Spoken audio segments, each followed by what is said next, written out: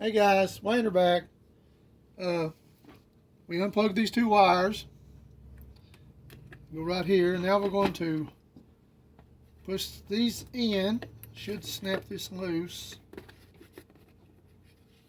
Flip it over here. Push this one in. I've never done this before, so we're learning together.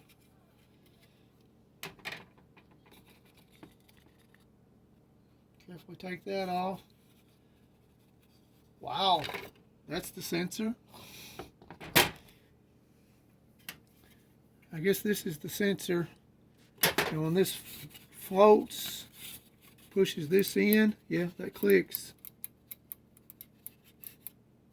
And that tells it to go to mini party mode and tells it that it's in overflow mode.